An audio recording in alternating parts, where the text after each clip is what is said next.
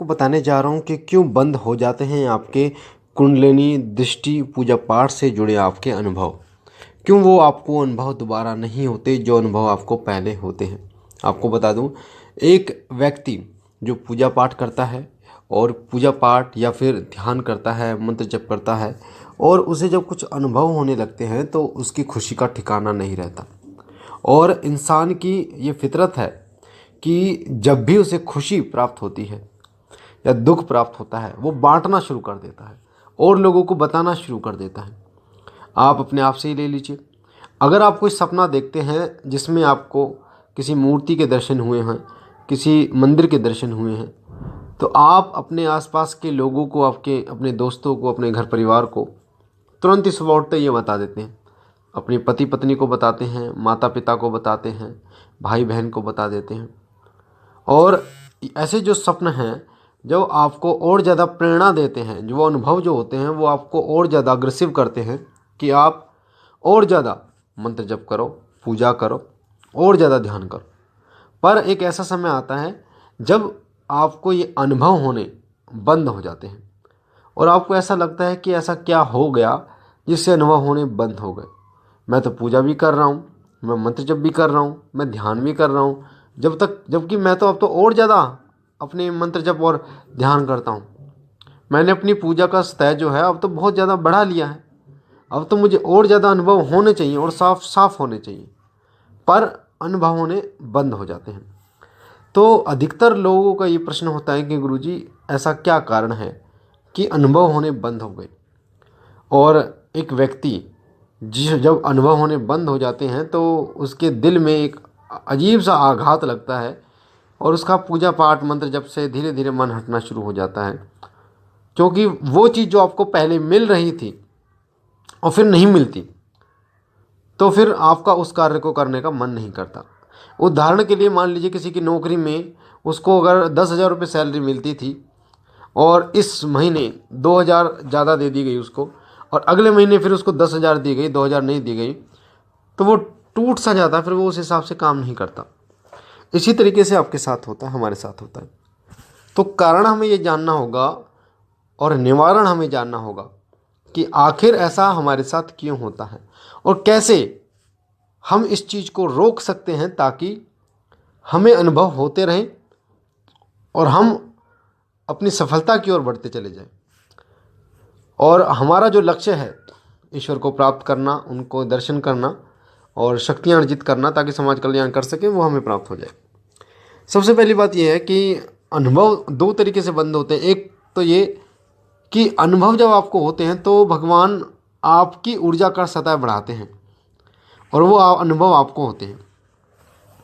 जैसे सूक्ष्म चीज़ों को देखने योग्य व्यक्ति जब भी बन पाता है जब उसकी आत्मा का जो आत्मिक बल है वो बहुत ज़्यादा हो जाता है।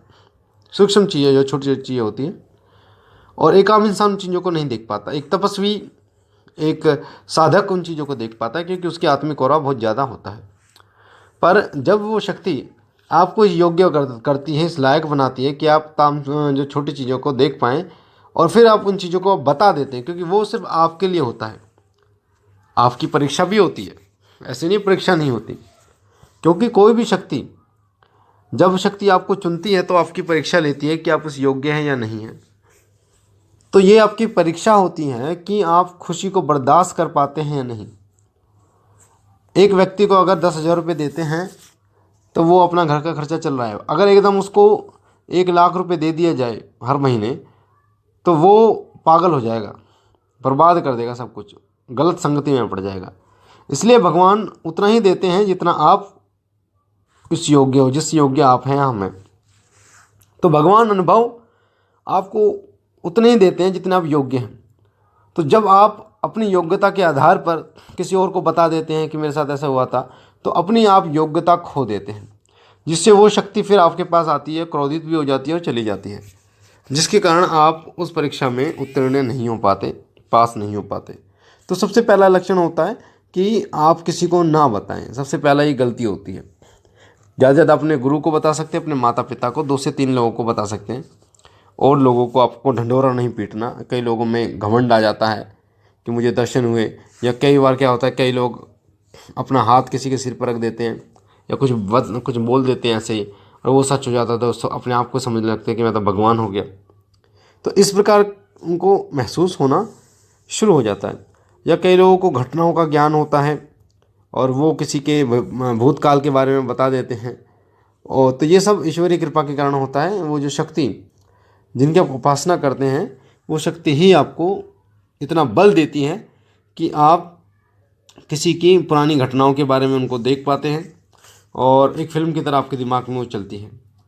कई लोग ये गलती बहुत बड़ी करते हैं कि वो एक मंत्र को कुछ दिन करते हैं, फिर दूसरे मंत्र को करते हैं, फिर तीसरे मंत्र को करते हैं, यानी मंत्र बदल बदल कर वो जप करते हैं और उनको विश्वास नहीं होता एक देवता पे।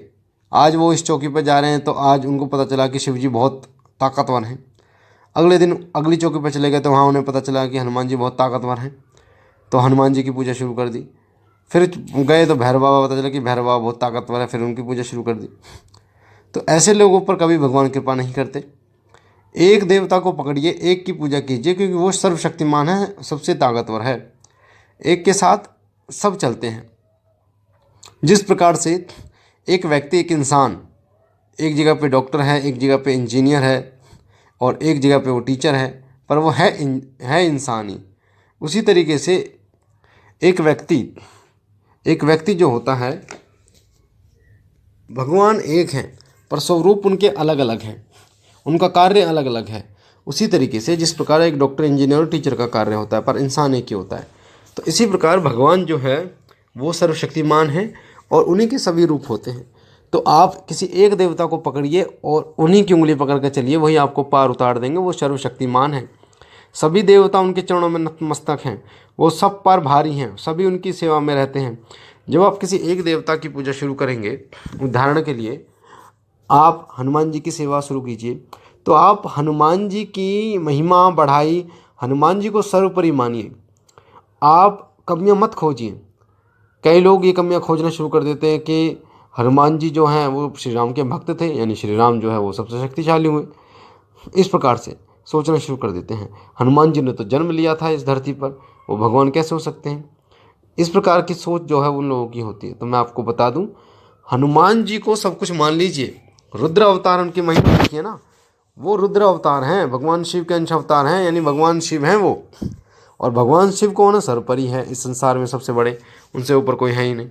तो भगवान शिव की उपासना आप कर रहे हो और जो सब चीज़ें देने में समर्थ हैं, संहारक भी वही हैं, पालक भी वही हैं सृजनकर्ता, तो आप उन्हीं के चरणों में हैं, तो आप उन्हीं को सर्वोपरि मानिए। तो आपको पता चलेगा कि आपको अनुभव भी होंगे और वो आप पर कृपा भी करेंगे। तो इन चीज़ों को गुप्त रखिए, ये चीज़ें गुप्त रखने की होती है। और मुझे आशा है जानकारी आपको अच्छी लगेगी। पहली बार चैनल पे हैं तो चैनल को लाइक कीजिए, शेयर कीजिए, सब्सक्राइब कीजिए शिव के परिवार से जुड़ी, ताकि जो भी हम जानकारी जानें वो सबसे पहले आपको मिले। बाबा भोलेनाथ आप पर कृपा करें, हमारे और आपके समस्त संकटों को दूर करें। हम मिलते एक नई